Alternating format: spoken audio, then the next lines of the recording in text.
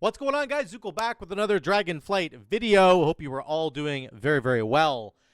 Let's dive into some Ellie Shaman, and we're going to look at a plus 22 Everbloom that I did with the boys. I want to just talk quickly about the build that I'm running, how I'm deviating a little bit from the standard build. I'll show you my stats and everything, and then we're just going to dive right into the footage. And I want to really talk about how Ellie Shaman does damage with this new build and the new tier set bonus. I did get my 4 set bonus, so we're fully online now. I want to talk about the difference primarily between like big AoE packs of like 10 mobs and then the sweet spot for Ellie, which I think is going to be between 3 and 6 mobs. That's like the absolute pinnacle of Ellie's damage, and really where you can help your team in Mythic Plus to do as much damage as possible. It's in that kind of sweet spot. So here's my item level. In the dungeon footage, I think I was actually 472. I didn't realize, I forgot I had a whole bunch of crests banked up, and so I upgraded a bunch of items after the dungeon. So small detail there, 472 in the dungeon. This is what I was using. My rings are really bad. I have 447 rings still. I have not been able to find sort of straight up upgrades for me yet. I will get there. I do have a mythic shield and a heroic weapon. We've got pretty good gear here, and we've got 4 set online this week. 32 haste, 56 mastery, 19 crit. That's what we're looking at right there. Here's my talent tree. Here's where I deviate a little bit from the standard build, and I really love this playstyle. I want to know what you guys think about it in the comments down below. I understand why the primary build right now for Elemental Shaman takes Surge of Power and then takes Echo Chamber instead of Ellie Blast. I really like Ellie Blast for the single target damage that you get to do with it and sort of maintaining the buff uptime. What's really cool is that Ellie Blast has a cast time, which is what sucks about it, compared to Earthshock, which is instant. But 90% of the time, you're inside this Primordial Wave haste window, which means the cast time for Ellie Blast goes from like 1.5 seconds to like 1 second. So it really makes the playstyle of Ellie Blast a lot more feasible to me because the cast time is so fast. And it's not obviously instant like Earthshock, but it's basically almost the same amount of time. It costs you 1 GCD basically to press Ellie Blast inside the haste window compared to the 1 GCD it costs you to press Earthshock. So obviously the only difference then becomes the amount of Maelstrom that it costs, which is 75, which is a lot more than Earthshock, but it does a lot more damage, right? It does about double the damage, sorry. And it gives you all the bonuses. So I really like that. I like Surge of Power because obviously taking Ellie Blast, getting a Surge of Power proc is huge, especially in single target because it means you get to launch another Ellie Blast, which doesn't matter as much for Earthshock, which is why you would take Surge of Power. For Earthshock, I understand the reasoning of taking Surge of Power. It's going to give you the cooldown on your Fire Ellie back a lot because you're going to be consuming this with Lava Burst, most notably, like Earthshock, Lava Burst, Earthquake, Lava Burst, right? And you're going to be cooling down your Fire Ellie. I understand that part. That's really good as well. And then also the Flame Shock spreading is really nice, but I found if you manage your Flame Shocks really well with your Liquid Magma Totem and your Totemic Recall, if you kind of manage that like really well, pay attention to it, then this build works out well. So let me show you this build in action. Those are the main differences for me. I've got Aftershock and Elemental Blast. Let's just dive into the footage. I always do this. Got to click on it first. On normal, So here's where I want to start the discussion about AoE damage in enormous packs like this versus AoE damage when it's only 3 to 6 mobs, and how we can have such a massive difference when there's actually less targets. And I understand climbing into the bigger keys. This is a plus 22, which is a decent sized key right now.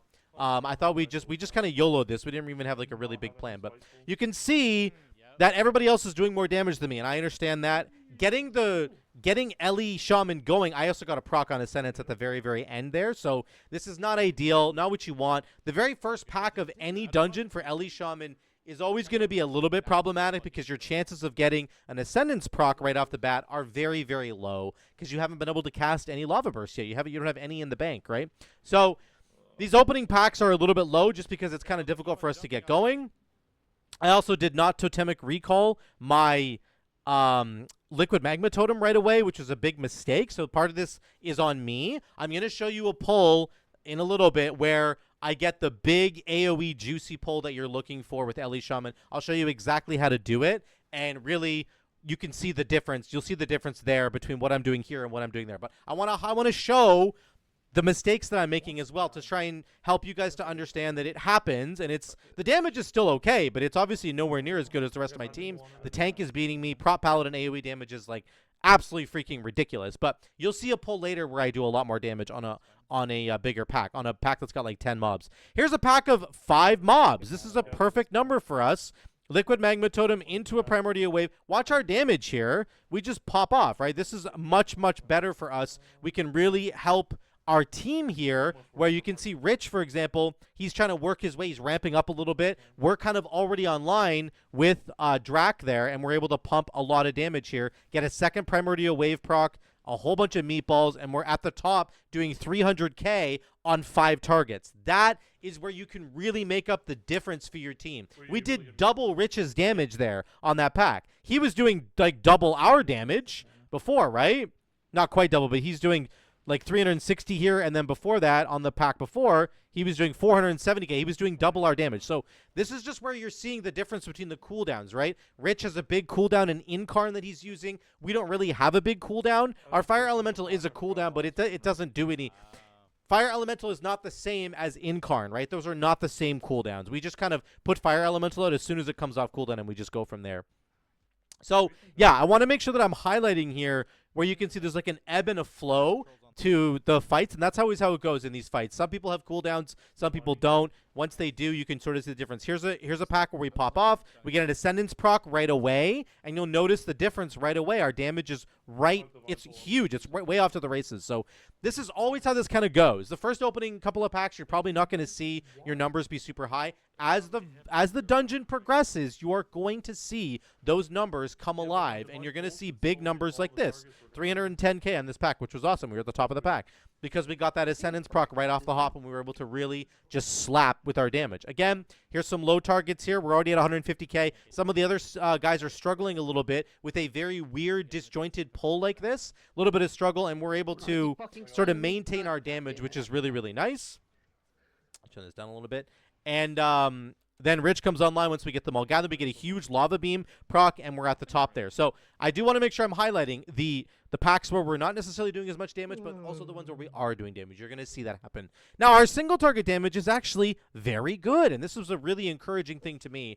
You can see right out of the gates, we're starting out with a huge burst of damage here. This is where I think Elemental Blast compared to Earthshock is really going to shine. And I understand the reasoning behind Earthshock. The reasoning behind Earthshock is that you get to cast Earthshock, which lets you cast Lava Burst right away because of the Wind Speakers talent, right in the bottom right corner of our tree.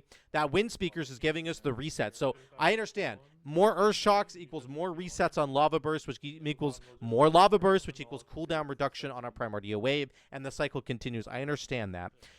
My reasoning here is that the damage from Elemental Blast is so high, it's literally double, that if you can generate a crazy amount of Maelstrom, then you're going to be able to cast a lot of Elemental Blasts, and you're going to be doing a lot more damage with those Elemental Blasts, and it's going to improve your single target damage. You can see we lust here. We get to the phase where he takes double damage, and we're popping off. We're doing good damage here. This is perfectly fine. We're going to get even more as the fight goes on. I'm going to speed this up a little bit because this fight takes forever. We do pad a little bit on the ads, but the ads do need to die at the end of the day. It's not necessarily padding. It's like the ads really do have to die at some point. So if we just ignore them, they're going to like kill the tank eventually. So we do have to maintain damage on the ads as well. You can see movement here is a bit of an issue. You have Spearwalker's Grace and you have Nature's Vigil, right? Nature's Swiftness. Sorry, Nature's Swiftness to get that instant cast Elemental Blast. With Earthshock, you don't need it, of course. There's sort of no value to Nature's Swiftness except for Chain Lightning. But when you're running LE Blast, Nature's Swiftness becomes really good because it lets you instant cast that LE Blast and allows you to move. You get to do a movement global, which means you can keep your damage alive and keep moving and respecting the mechanics as they're coming out. Here we got near the end of the fight, and Rich and I are kind of fighting for the top damage. You can see we're almost doing 250k here at the very end. That is solid damage to me. Obviously, this boss gives you a little bit of a damage amp, but there you go. That's that first boss done. Here's the big pull I wanted to talk about.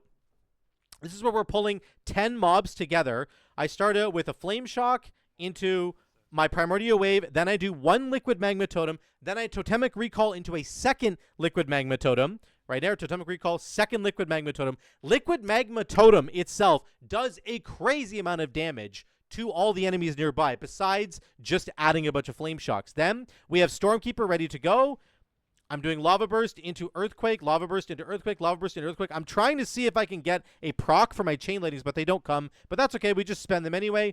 Lava Burst into Earthquake. We have our Primordial Wave back. We second Primordial Wave. Unfortunately, we did get a proc, and then we were Lava Beaming just for damage. And then we have 450k at the end. So if I had held on to my Stormkeeper a little bit longer, I could have had a Stormkeeper Lava Beam. We probably would have done 600k. So just remember, sometimes you got to be patient with it. But there's an example of where you can do double Liquid Magma Totem into your Stormkeeper Chain Lightnings with a bunch of Earthquakes. It'll do a crap load of damage, okay? That's just what I wanted to highlight there. Now, these Berserkers are very annoying. They'll jump on you and start spinning. You can actually knock them back with your Thunderstorm here, which is very nice. I was positioned kind of poorly, so my damage ends up suffering because I was focusing on the Thunderstorm, and there's a second one. It's really good. Like, Ring of Peace is really good. You can stop them from jumping with Ring of Peace. You can stun them, of course, before they jump, but if you want to just knock them back, you can also do that with Thunderstorm, which is really, really good. Once again, we don't get a proc here to the very end of this pull, so our damage is pretty bad. Still, doing 200k is fine, but you can see Rich is popping off with his big cooldown. That's awesome. Again, there's an ebb and a flow to Mythic Plus. Don't be discouraged by how that's going. Don't be like, oh my god, I'm doing 300k less than this guy. It's like, it's okay. On the next couple of pulls later, you'll pull ahead of him, and it'll be kind of a yo-yo back and forth. It's okay. It's not the end of the world. Pull to the next one here. There's a lot of just packs here of like 5 to 6 enemies at a time, sometimes 7 or 8. That's a really good ideal number for us. Earthquake is also okay to cast here, but again, unfortunately for us right now, Earthquake is just a really like criminally bad ability, and it's almost worth just pressing LE Blast in these situations to sort of focus down one target. Sometimes that can be a little bit better. Excuse me. If there are priority targets in a pack like this, I would actually encourage you to just LE Blast the priority target and then get your reset and then get your cleave damage from your Lava Burst. It's actually okay to do that because, honestly, Earthquake is just such a terrible button. It's really freaking bad. Like, so bad. Here comes Fire LE Liquid Magma Totem. I don't have Totemic Recall, but that's okay. Now we have our... Here, we're going to knock this guy in. There we go. We got another one right away, which is unfortunate. Primordial Wave here into a Lava Burst, and we're off to the races. We'll get a Chain Lightning in here in a second. We're doing 170k. It's going to go up here in just a second. Earthquakes into Lava Burst. Earthquake, Earthquake, Earthquake. There's a Chain Lightning. And we got above Rich. But again, look at Bella's damage. Prop Pally is crazy. Like, Prop Pally's damage is so crazy. Got another Primordial Wave. This is our third Primordial Wave on this pack. Okay, very, very good. That's how this works. That's why this is so good. We got a Sentence proc. Primordial Wave's literally back right now. I was trying to get a Lava Beam in. These guys jump, so that's kind of tragic. But by the end of this pull, our damage goes up and up and up. Again, we are able to help our team as the number of enemies goes down. A lot of these other guys have really, really good damage as the number of enemies goes up. For us, as the number of enemies goes down, we can help to pick up the slack there and really help our team get a bunch of damage. Here's the last big AoE pack before the Council boss. We have a Liquid Magma Totem down. We're doing decent damage. Good enough for me. There we go. We ended up at 200k. Here's the Council boss. This is like one of the best fights we could possibly have for Elemental Shaman right now. This one is really, really good. I would encourage you, as you're doing this, get everybody to focus on Telu for their kicks, and you can focus on Gola, sorry, the one over here doing the water stuff. You want your team kicking Toxic Bloom, and you're responsible for the heal on Gola. At the same time, you have 3 Flame Shocks out at a time. This is perfect for us. We get a Lava Beam proc right away, which is awesome. Inside Lust. And then we're just focusing down Telu with our damage, but we're looking at Gola for our kick, right? All the time. You can see our damage right out of the gates, 320k. It's looking really juicy. Like, this is awesome damage. Now, Gola has stopped channeling, so now we have to watch for the kick there. Again, we're focusing down Telu. Here comes the kick. I just got it right away, and then boom, we're off to the races again. For your mobility here, you can obviously just move and cast with your instant cast Lava Burst. That's really, really strong here, because you're going to be getting procs on procs on procs on procs, because you have 3 Flame Shocks out at a time. There's an Ascendance proc. It's going to hit everybody as well, which is really good. You can move with your Primordial Wave cast. That's an instant global that you can move one global with that. And then, of course, you have Spirit Walker's Grace and, again, Nature's Swiftness with your Ellie Blasts. Those are going to let you move as well. You have to keep moving every time he does a Noxus Charge, right? Which is really important. Really, really important that you do that. And I'm standing in the goop again, I think, right here. Got to be a little bit careful. We get down Telu here, and then there you go. Look at our damage. It's looking really good, right? 240k. I'll get to the end of this fight. Once those two mobs left, we were about 200k, and then we dip below the 200 mark because that's it. And we ended about 197. So our damage is really competitive there on that pull. It's awesome. Really, really fun.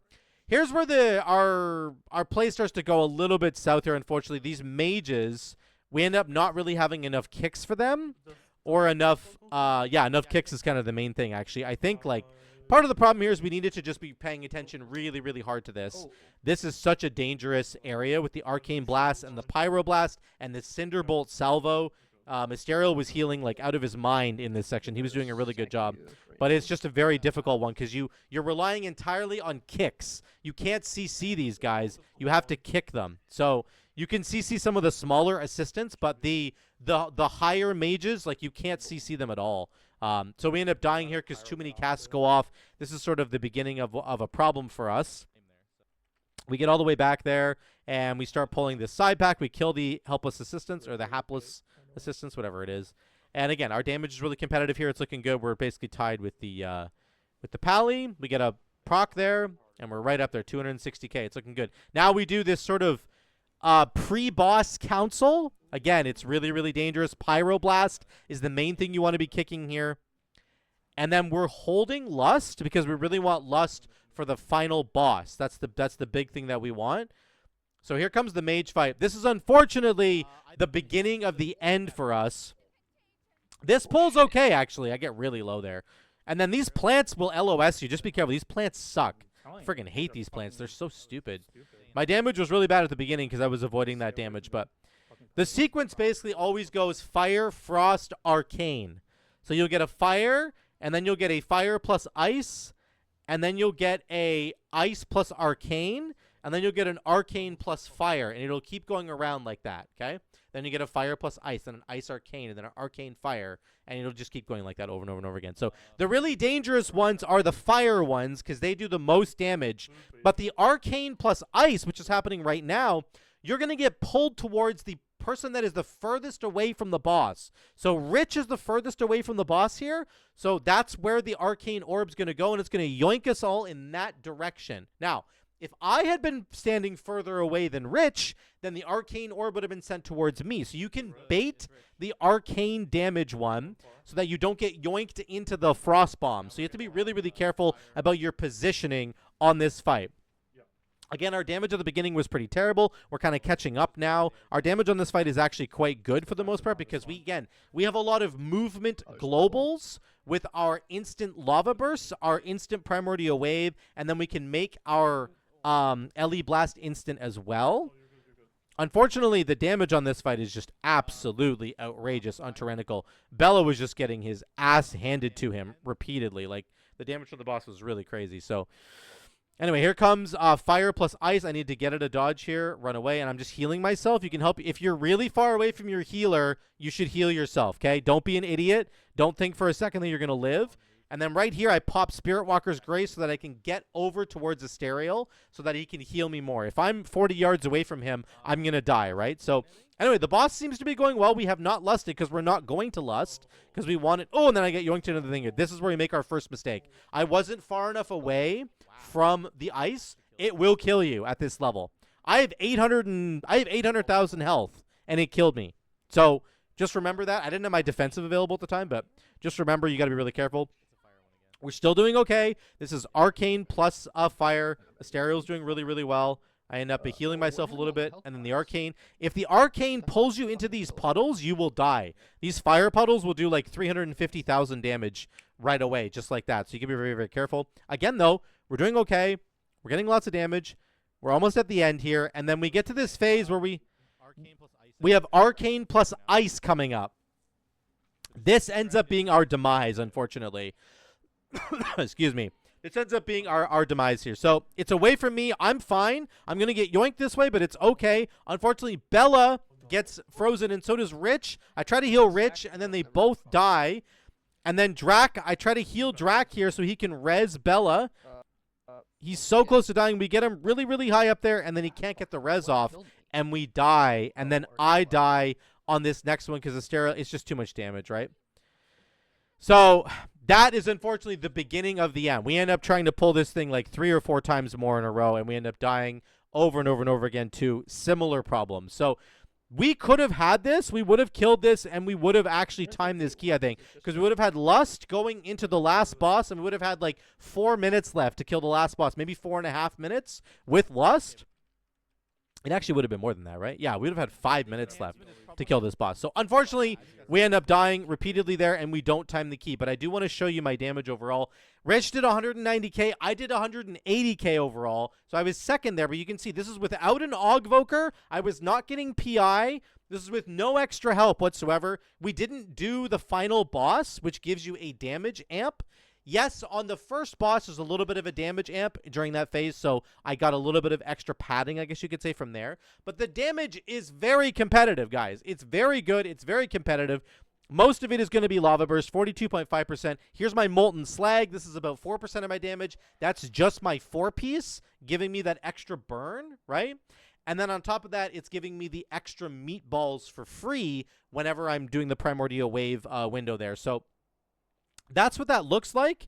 And I think I was using Waycrest Manor, Lady Waycrest Music Box. I think I like O cards a little bit better right now, but that's a discussion for another time. There's the damage. That's what it looks like. And this is the build that I was running, and we did very, very competitive damage, guys. It's good. I did a bunch of other ones as well. There's this Waycrest Manor that I did. We did 150k right behind Drac there. Did a Dawn of the Infinite. We did 155k. The damage is good. We're not the best class in the game. That's not what I'm saying. I will never get up here and tell you that Ellie's the best class in the game. Is it competitive? Can you time keys? Yes, you can. I've done lots and lots of keys, 21s and 22s. We almost got that 22 Everbloom done. This is a competitive spec now in Mythic Plus, and it's feeling really, really good to me. I love this build. I love the tier set bonus. Let me know what you guys think in the comments down below. I just wanted to show you how competitive this can be. Yes, our damage on mass AoE is not as good unless you pull off the double Liquid Magma Totem into Stormkeeper thing, but then you're not going to have Liquid Magma Totem for the next fight, so you're kind of gimping yourself a little bit there. But on the 3 to 6 target range, Ellie Shaman shines, dude. It is really, really good. So thank you guys so much again for watching. Please drop a comment down below. If you want to support me, there's a Patreon and a PayPal link there. Thank you guys so much again. I love you all. I will see you in the next one. Lots more Shaman content coming, okay?